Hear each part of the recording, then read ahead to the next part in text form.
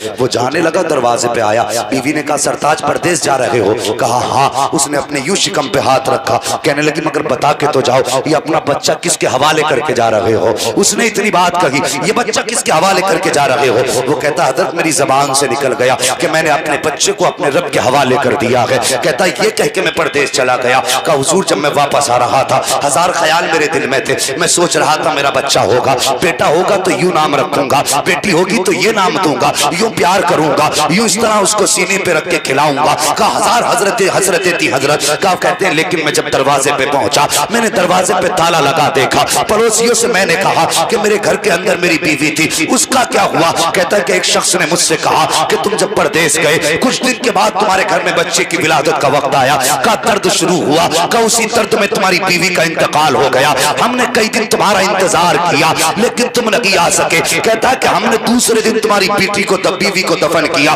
لیکن تم نہیں آ پائے۔ اتنا سننا تھا، چیخ ماری زمین پہ بیٹھ جاتا ہے، رونے لگ جاتا ہے، اللہ سے فریادیں کر رہا ہے، لیکن کہنے لگا لوگوں اللہ کی امانت تھی اللہ نے لے لی، مگر ایک بار مجھے اس کی قبر دکھا دو، اس کا جنازہ نہ صحیح کم سے کم قبر پہ جا کے ہاتھ اٹھا کے دعا تو کر دوں گا۔ یہ کہہ کر کے قبر پہ آیا، کسی نے بیوی کی قبر کا پتہ بتایا، وہاں کھڑا ہوا ہے، ہاتھ اٹھائے کہ رو رہا ہے، اللہ اکبر۔ جب یہ واپس پلٹنے لگا تو اس کو ایسا لگا جیسے قبر میں آگ جل رہی ہے، اس کے ذہن میں خیال آیا میری بیوی کی قبر میں آگ ہے۔ یہ واپس پلٹ تو آیا لیکن سوچتا رہا کہ آگ کیوں لگ رہی ہے، میری بیوی تو پارسا تھی، کبھی نماز بھی قضا نہیں کرتی، کبھی چغلی بھی نہیں کرتی ہے، کبھی غیبت بھی بیوی نے نہیں کی ہے، کبھی شوہر کی نافرمانی بھی بیوی نے نہیں کی، مگر بتا تو صحیح یا اللہ میری بیوی پہ عذاب کیوں آ رہا ہے؟ یہ بستر پہ لیٹ کے سوچتا رہا لیکن دل نہیں مانا، بوریا اٹھائی، پھاوڑا اٹھایا، قبرستان گیا، مٹی ہٹائی، خیال آیا دیکھوں گا کس عذاب میں مبتلا ہے۔